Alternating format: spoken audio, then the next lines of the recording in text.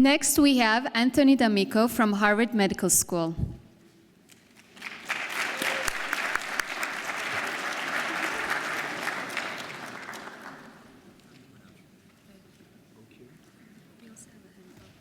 Thank you. Okay. So first of all, I want to thank Krishna and OQ for organizing this wonderful event. It's really fascinating to listen to the first three speakers. I've already learned quite a bit. And in terms of the medical students who are here and also the ones who made this possible for me to be here, I want to thank you, in particular Mark Zaki, who I know corresponded with me on this.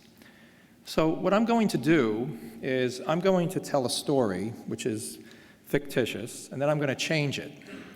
The story can potentially be humorous. We'll see what you think.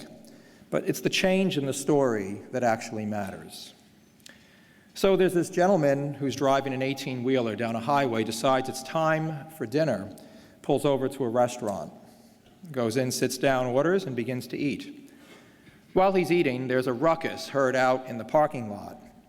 3 motorcyclists have pulled up, and they're wreaking havoc. They are splashing water with their tires onto people walking by. They're using foul language, and they're making people unsettled.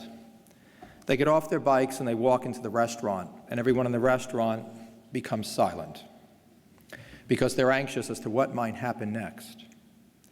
They notice the driver of the truck who's sitting by himself eating, and they walk over to him. And the first of the 3 cyclists takes the salt and pepper shaker, opens it, and pours it on top of his head. And the second takes his piece of apple pie and throws it onto the floor, and the third one steps on it.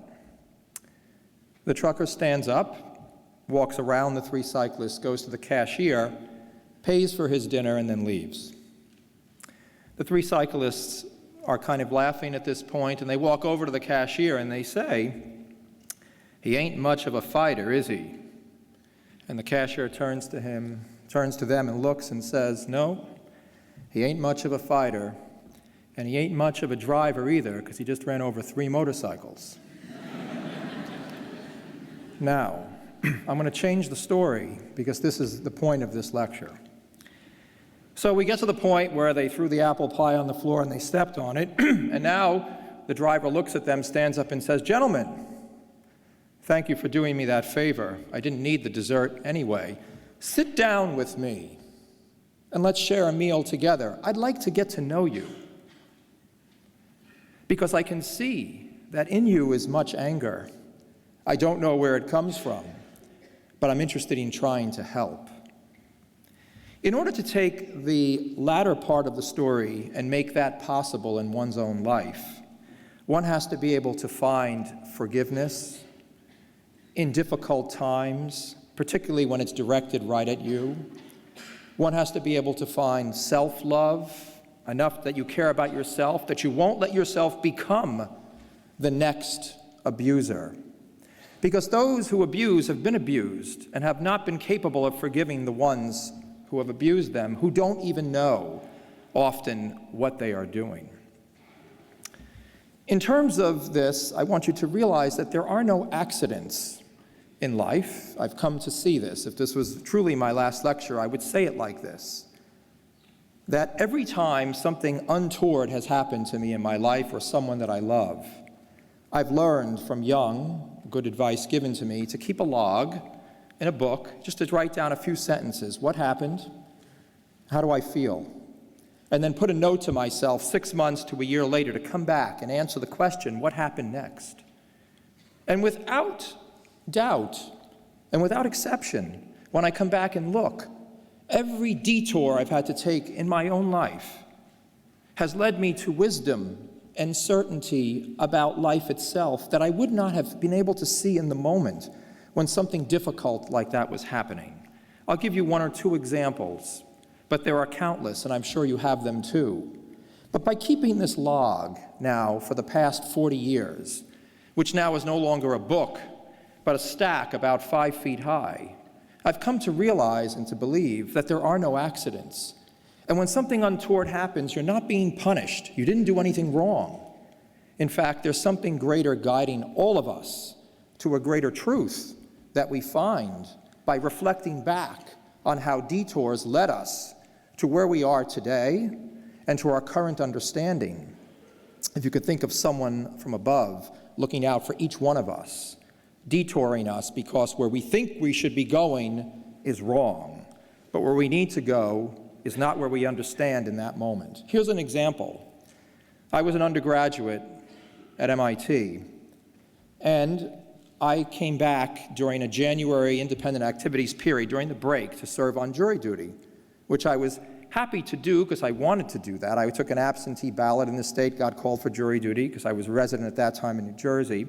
But what I wasn't happy about was the fact that I had to leave my family and friends a couple of weeks early to come back and do that. And I remember it was a snowstorm, and I had to walk from where I was at that time in a dorm named McGregor all the way out to Kendall Square to Cambridge Courthouse, which actually no longer exists. But I walked there in the snow, and I got into the actual courtroom, and I'm sitting there one day, one trial, and saying, well, maybe if I don't get called, I'll get to go back and see my family for the last 2 weeks. And as much as I was annoyed at some aspects of being there, I made the most of it. I walked around, I talked with people. That's the kind of person I was and still am. And there was this one woman sitting over in the corner of the room with her legs crossed, looking into a Glamour magazine, never eyes up as far as I could tell, who caught my curiosity because she could sit still, and I couldn't. It turned out that that's Diane, my wife, who I met in that courthouse.